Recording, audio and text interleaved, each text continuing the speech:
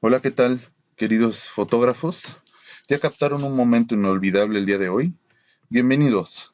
En este video aprenderemos conceptos básicos, tips de imágenes, también aprenderemos la importancia de conocer los tamaños y proporciones dentro de la fotografía digital, para aclarar la función y el uso de las mismas, y si ya los conoces, ayúdanos con tu comentario para conocer un poco de tu experiencia. Abriremos algunas interfaces, como lo es Lightroom, o como lo es Illustrator, para conocer algunas de estas características y que esto sea un poquito más dinámico. La idea es que al empezar a trabajar con conceptos básicos que muchos pasamos por alto, nos podamos entender o conocer acerca de los procesos que llevan las imágenes, en específico las fotografías. Hay dos maneras de entender las imágenes o los tipos de imágenes. La primera es imágenes a partir de mapa de bits. ¿Qué es un mapa de bit? Muy fácil. Es una imagen, como lo vemos en la pantalla, que surge a partir de un fichero. Los ficheros son estos recuadros que podemos ver en esta parte. En los ficheros se almacenan datos en forma de rejilla. Todo esto es una rejilla. Y esos datos en forma de rejilla forman lo que conocemos como matriz. En cada una de las celdas, es decir, cada cuadrito, que se asignan un color y un valor, y es lo que conocemos nosotros como píxeles, ¿no? Toda esta información, todos estos colores, son lo que se conoce como píxeles y es lo que almacena nuestras imágenes a partir de estos recuadros. Eh, Mismos que se definen por su altura y por su anchura, y mientras más puntos o cuadros hay en la imagen, esta será más nítida. Esto lo entendemos con los píxeles por pulgada, ¿no? O los famosos megapíxeles. Los formatos que almacenan una imagen regularmente son JPG, PNG, BPM y algunos como ellos los podemos ver en la configuración de nuestro software. Si yo abro el detalle de una imagen, las propiedades de una imagen, perdón, me aparece qué tipo de archivo fue el que utilizamos o qué tipo de programa fue inclusive con el que lo trabajamos. Pero eso lo veremos y lo platicaremos más adelante. Ahora bien, hay otro tipo de imagen también. El siguiente tipo de imagen son las llamadas imágenes vectoriales. Las imágenes vectoriales son imágenes que se conforman a partir de los diversos objetos o medidas mediante atributos matemáticos de posición y forma.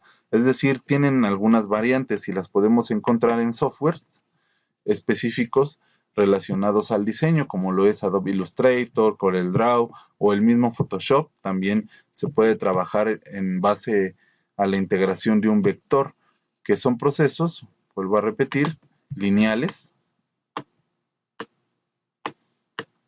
¿no? Que nos ayuda a ubicar un diámetro, una ubicación por sí misma o alguna otra característica que nosotros podamos conocer de esto. Cuando modificamos una imagen, realizamos una compresión de la misma, es decir, cambiamos y modificamos los elementos que hay dentro de ella. Por ejemplo, en estos valores o en estas propiedades que coloco en la pantalla, nos aparecen las dimensiones de la imagen, que son 4896 por 3672 píxeles, con una profundidad de bit de 32. Toda esta información se puede modificar. Si nosotros abrimos las propiedades, por ejemplo, de otra imagen, como esta que tenemos aquí, y vemos los detalles, nos van a aparecer otras características. Nos aparece en las mismas dimensiones, el mismo ancho, pero una resolución mayor, aunque una profundidad más baja. Nos aparece inclusive la información de dónde se tomó, la cámara en la que se tomó y el software en el que ha sido editada, inclusive.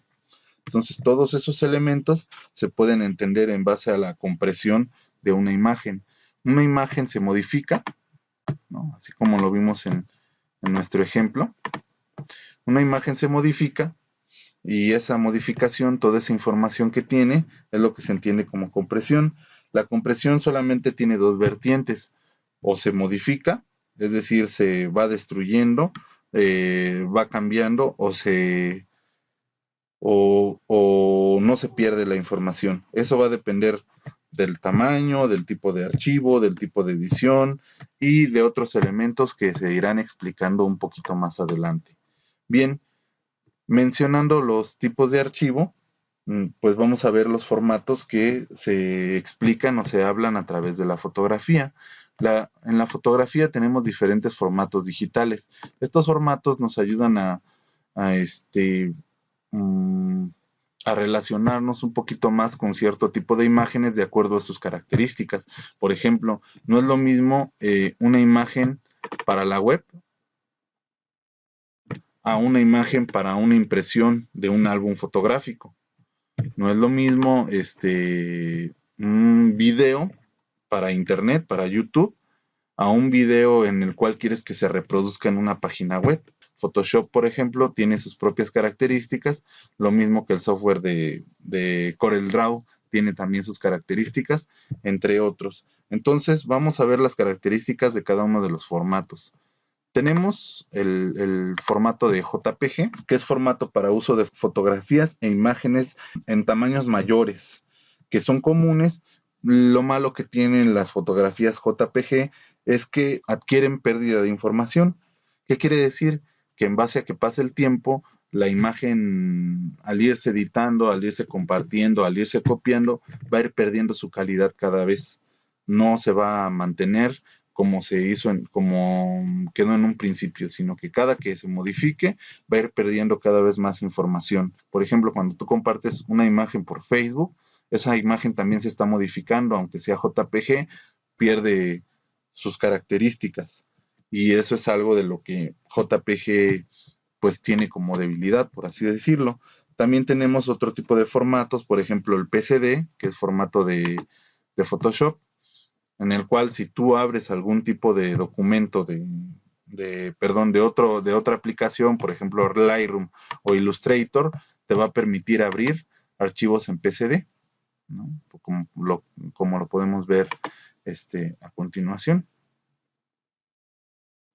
Abrir archivos, dice ahí todos los formatos, pero nos aparece el formato de Photoshop, PSD o PDD, que es uno de los formatos que se han ampliado y que se han modificado.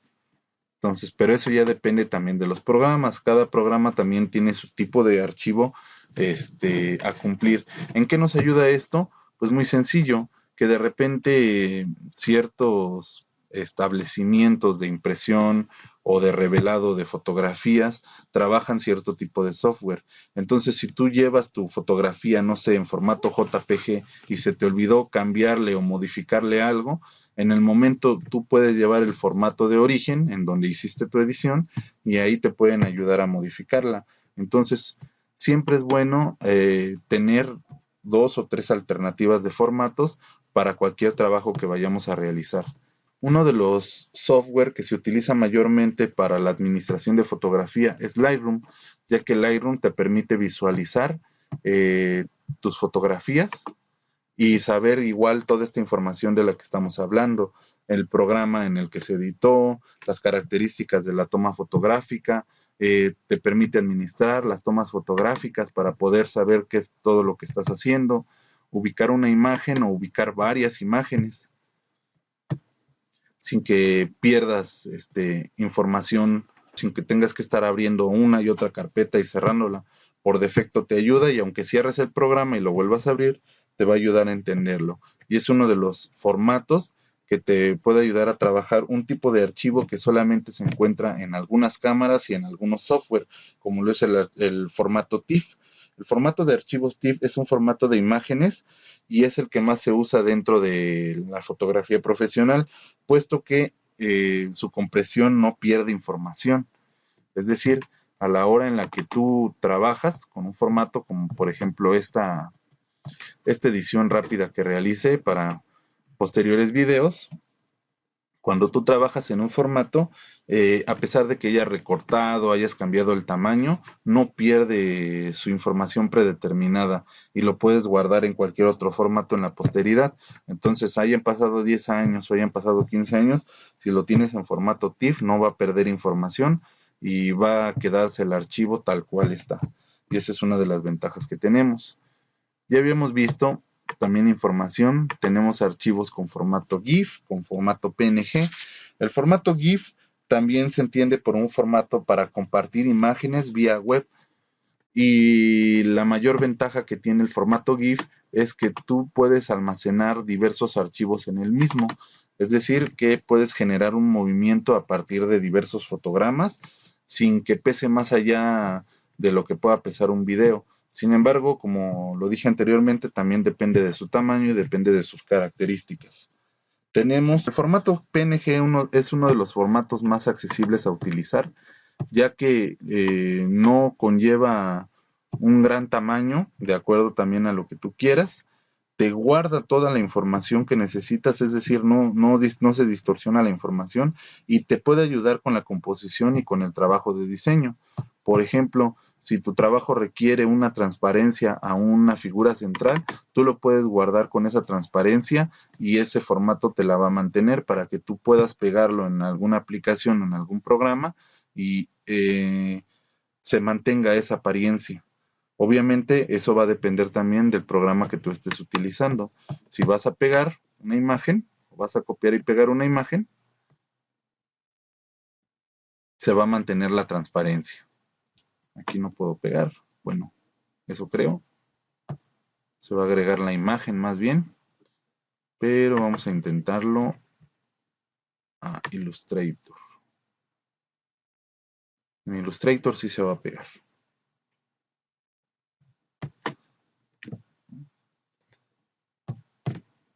Bueno, ahí también depende mucho de la manera de pegar la imagen.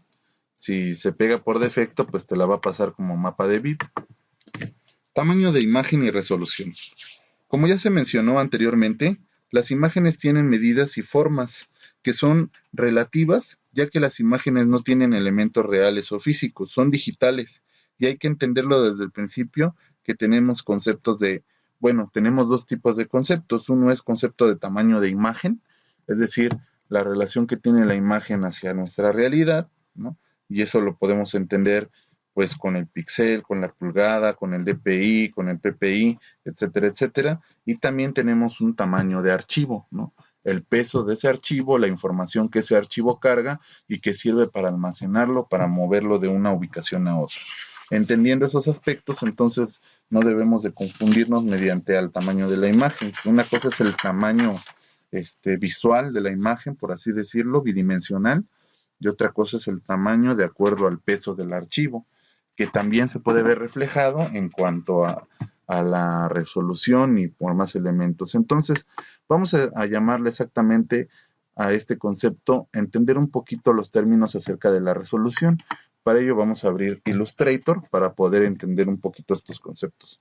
Ya había hablado al principio de la matriz de una imagen que comprende a partir de una malla de elementos, pues el elemento del píxel. El elemento del píxel no es otra cosa más que una mancha de color. Esa mancha de color tiene una forma cuadrada y al componer diferentes manchas de color, pues crean una imagen, como en el ejemplo que vimos en esta parte.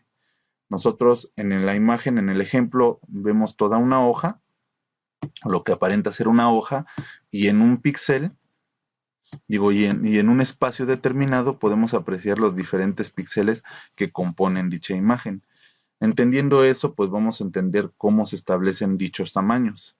El píxel es un espacio cuadrado que no tiene una delimitación proporcional, ¿no? El píxel puede ser del tamaño de la misma pulgada hasta ser 10 veces menor su tamaño o 200 veces menor su tamaño, y eso es lo que conocemos como el término DPI, que es el tamaño de lo que va a considerar el píxel, el término PPI, que es el tamaño de lo que va a considerar el píxel dentro de una pulgada. Por ejemplo, aquí tenemos 4 píxeles dentro del espacio de una pulgada, lo cual significa que tenemos 4 PPI. DPI ya tiene una relación de acuerdo a la cantidad de cientos o decenas o lo que vaya rebasando en cuanto a los cuadros que van a tener por pulgada, en los cuadros que va a haber de píxeles dentro de la pulgada. En este otro ejemplo tenemos toda una cuadrícula de cuadros más pequeños que corresponden al espacio o al tamaño de una pulgada. Pero eso va a ser relativo a lo que nosotros necesitamos. ¿Y eso cómo lo entendemos en una imagen? Porque, por ejemplo, cuando abrimos un software como Photoshop o como Illustrator, nos solicita que escribamos en cuántas pulgadas la queremos y a qué resolución lo queremos. Supongamos que me encuentro la resolución de 1200 por 600 píxeles. Esos 1200 píxeles por 600 píxeles, ¿cuántos píxeles van a tener en cada pulgada? Bueno, eso ya lo defines tú. ¿De acuerdo a qué? Pues de acuerdo al trabajo que vas a realizar. Si eliges 200 píxeles, seguramente te van a salir 6 pulgadas para los 1200 y 3 pulgadas para los 600 píxeles. Pero si eliges más píxeles, por ejemplo 300 dpi, va a cambiar el tamaño de tu imagen, ya que aunque tengas los mismos 1200 píxeles por 600 píxeles, las pulgadas ya no van a ser las mismas. En el caso de las 6 pulgadas, van a ser 4 pulgadas. Y hoy te explico por qué. Y en el caso de las 3 pulgadas, van a ser 2 pulgadas. ¿Esto qué quiere decir? Que mientras tenga una mayor resolución, la imagen se va a comprimir y eso va a generar más detalle. ¿Esto de qué nos sirve? Que cuando nosotros apreciemos la imagen en una pantalla o en un celular o en una fotografía impresa, tamaño postal, nosotros podamos apreciar la mayor cantidad de detalles de esa imagen, porque está ante las necesidades visuales del ser humano. Pero si yo requiero hacer una impresión para un espectacular, pues de repente no necesito que tenga más de 70 megapíxeles y eso me va a dar un mayor tamaño de imagen, ¿no? Que puede llegar a ser hasta 12 pulgadas sobre 6 pulgadas, por ejemplo, ¿no? Entonces, ¿de qué va a depender la resolución? Y digo, por resolución no hay que malinterpretarlo a que la resolución no es sinónimo de calidad. Más bien depende de varios factores, porque no solamente es la imagen, es solamente la apreciación que tenemos. Si tú observas en tu pantalla la cuadrícula, pues vas a ver pequeños cuadritos, pero si tú te alejas solamente vas a ver una textura. Sin embargo, los cuadros que tenemos al lado izquierdo los vas a ver más pequeños. Entonces, no hay necesidad de que tú le pongas 300 o 500 dpi a una lona porque en realidad ni siquiera vas a alcanzar a apreciar todos esos detalles y solamente vas a distorsionar la imagen. Entonces, mientras más grandes puedes reducir la resolución para que la imagen se pueda apreciar para lo que está hecha en grande. Y mientras más pequeño, sí puedes aumentar un poquito el pixelaje, de acuerdo a lo que tú ocupes, pero no es una determinante. Cuenta mucho también la calidad de la imagen, la nitidez, el contraste, el tipo de toma que hiciste, si el ISO no está muy elevado, si la iluminación si no se te pasó la iluminación o no se te pasó la exposición de la cámara. Entonces, depende de muchos factores. Las imágenes derivan de algo y no están ahí porque sí. Entonces, cuando tú abres tu programa y te aparece la ventana de nuevo, no es como que poner las cosas por defecto.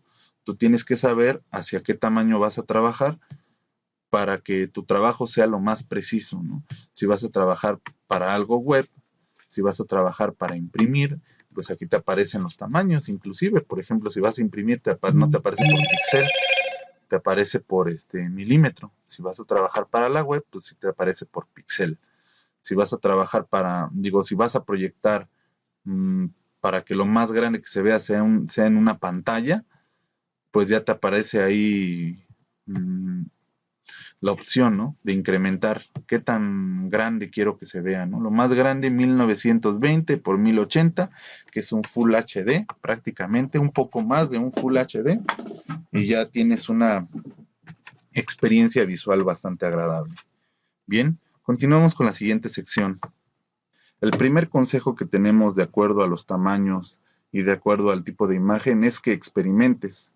Puedes buscar en internet, puedes asesorarte en libros, puedes preguntar, pero si no experimentas, si no tratas de guardar imágenes en diferentes formatos o tratar de hacerlo en el formato que es, pues nunca vas a aprender.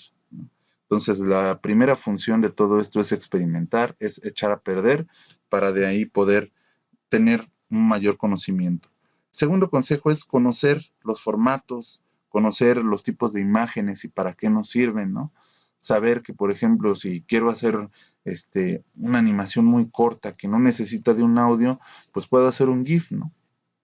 Y por último, no es lo mismo en la pantalla que lo impreso.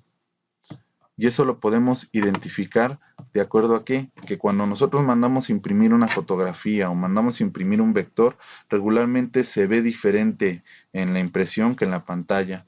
En la impresión se van a acentuar las tonalidades, se van a acentuar los matices y también se van a acentuar los blancos y los negros, es decir, tu imagen va a ser más contrastada. Entonces, si tu imagen es muy oscura, como esta, pues seguramente en la impresión va a salir todavía más oscura.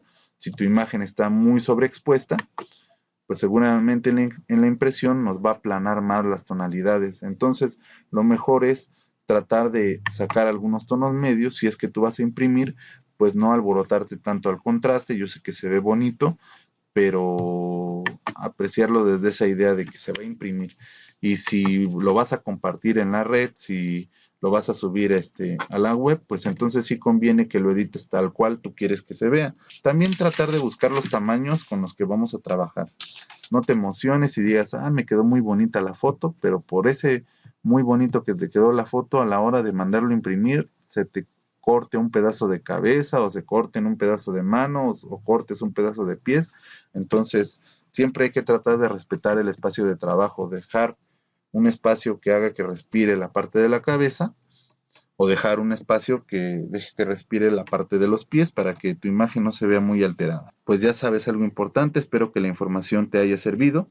Si sabes algo que nos ayude a complementar, no dudes en hacérnoslo saber. Recuerda que nosotros no hacemos fotos, lo que en realidad hacemos es buscar respuestas de las cosas. ¿Sale? Y pues eso sería todo de mi parte. Nos vemos en la siguiente. Bye.